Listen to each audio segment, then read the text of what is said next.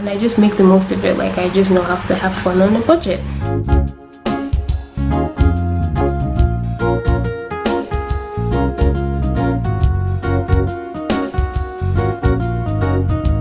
Hello guys, so I decided to do a video to talk about how I budget for my trips, and I decided to do it when I'm coming back from church, when I know I look decent, unlike the first video I did where I looked scrappy. Anyway, so we'll start with coming from Nigeria. This video is mostly about traveling within Europe because that's mostly where I've been to, and so coming from Nigeria, you should get one of those airlines like Air France, Lufthansa, KLM, Turkish Airlines, Iberia, some airline that takes you to somewhere in Europe, a direct flight to somewhere in Europe. When you get there, you can now find moving around Europe is easier and cheaper. So you should subscribe to their newsletters or stuff so you see when they have deals, and so you can get the best price for your flights. And also sign up for their miles program because it really helps. At some point you may not have money and you need a ticket. It helps. I've used it like 3 times between Serbia and Nigeria to Serbia for one-way tickets, and I've never paid more than 140 euros plus my miles. So do that. Now, I'm not very picky when it comes to stuff in traveling. I can usually adapt to anything and I can go with any situation. I go with the flow. I'm basically a trooper. I have little or no issues, I'm usually down when I'm traveling. So it also depends on your preference, depends on what you can settle for, what you can do and what you can't do. But if you know you have a lot of money, then you don't need to be watching this video. And if you're mostly going to just relax, it's more of a vacation that way, not a trip or an exploration or a holiday. So you can do it on a budget, but maybe you find someone that stays there, so you can stay with the person and you cut cost on accommodation. Else, you could stay in a hostel if you want and still not do so many things and just relax, stay by the beach.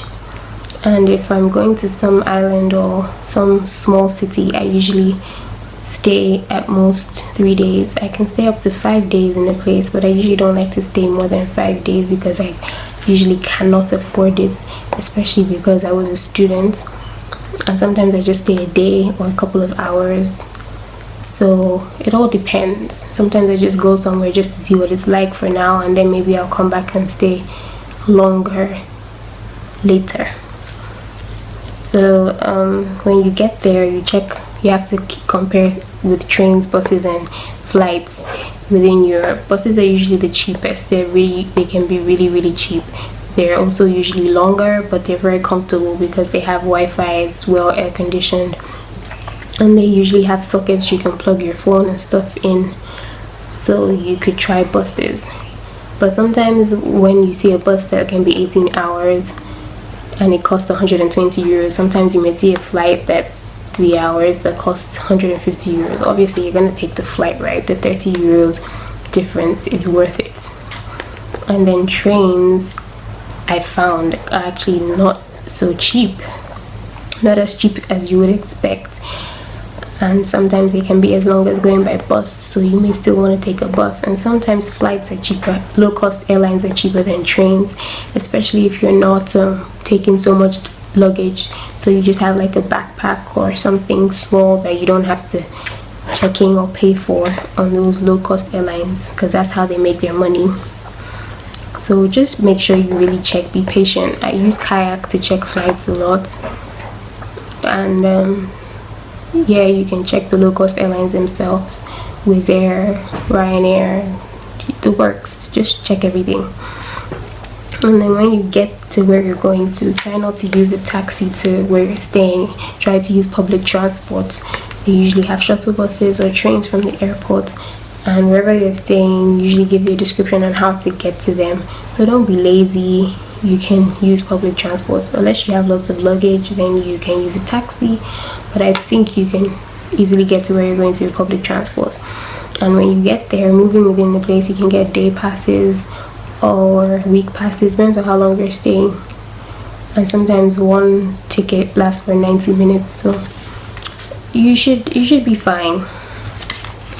And then with the accommodation, if you're staying in a hostel, you should check the proximity of wherever you're staying to the center. It shouldn't be more than 3 kilometers away from the center. More than 3 kilometers may be too far, even when you plan on using public transport. But if you're in the center itself, you just walk around. You wouldn't need to use public transport to move around. If you're brave, you can do couch surfing. If you check out couchsurfing.com, it's like a platform where people who like to travel and who don't mind hosting people that travel sign up, and you can be a host, or you can just decide to be a local that hangs out with someone that comes to your country. And so if you're trying to couch surf, usually you should go asking people at least 2 weeks before you want to go. I've done last minute, but it's not advisable. And so you should put a lot of stuff in your profile so people can really check you out and get a feel of who you are. So don't go there with like an empty profile. Nobody will want to host you, because they're also taking a risk hosting you, as well as you taking a risk going to stay in a stranger's house. But it's usually safe. I've done it like 2 or 3 times, and my hosts have been the best.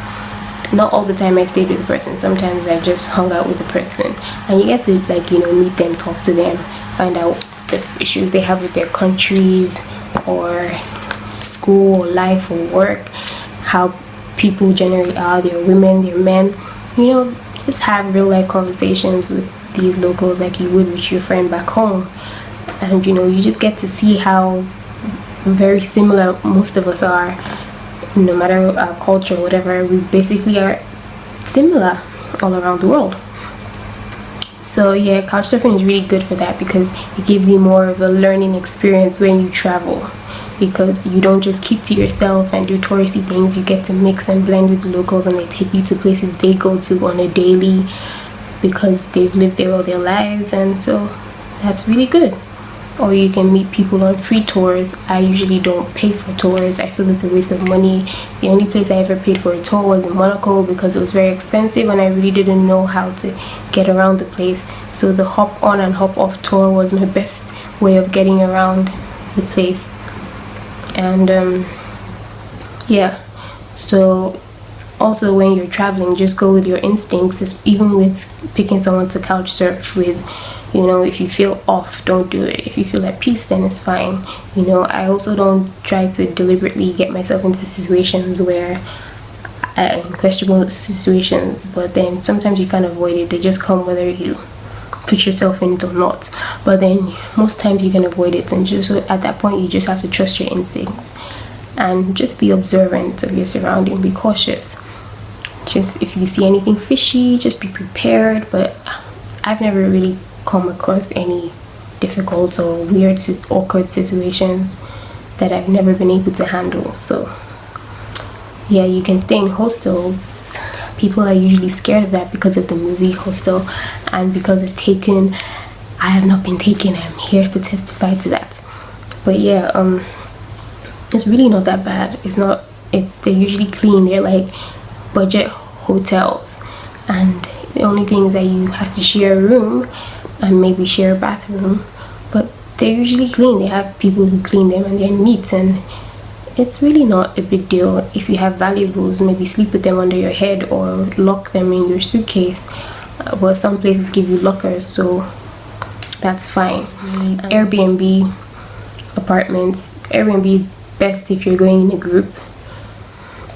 And when you're exploring and getting lost, try to mark spots that help you to get back to where you were coming from. Like to get to the station, mark spots how to get to the station, and get to the station to your hostel or wherever you're staying. Mark spots. It helps. Use Google Maps at free Wi-Fi spots. Screenshots the directions, so when you leave the Wi-Fi spot, you still know where you're going to. If you're coming from London and you have a 3 number, you do this feel at home thing where any add-on you have on your pay-as-you-go line, you can use it like you're in London in some particular countries. It doesn't work everywhere, so you need to check which countries it works in. And then with food, I mostly do junk food or street food, local food. Once in a while I do something special or in a proper restaurant, but not expensive, not fine dining, just one good nice meal that I can take nice pictures of. And yeah, so basically when I travel, I just go to places where just to see how the sun comes up there, or how people wake up in France for example, or how people wake up in Mexico, or how the waves move in the sea in Mexico. I don't go for any special reasons. You know, when people ask you what's happening there, I'm like, nothing, I just came to see the place. I just came to see what their corner shops look like here. That's basically it. So I hope that has helped. If you have any questions, you can go to my blog and send your questions through the contact page, or you can write them in the comment section, and or you can, yeah, that's basically it. And you can tell me what, if it's not enough, or if there's more stuff you want me to talk about, or if I should stop doing videos, or I should continue doing more videos. And just basically let me know what you think about this video and about the information I've shared. Have a nice day. Happy Sunday.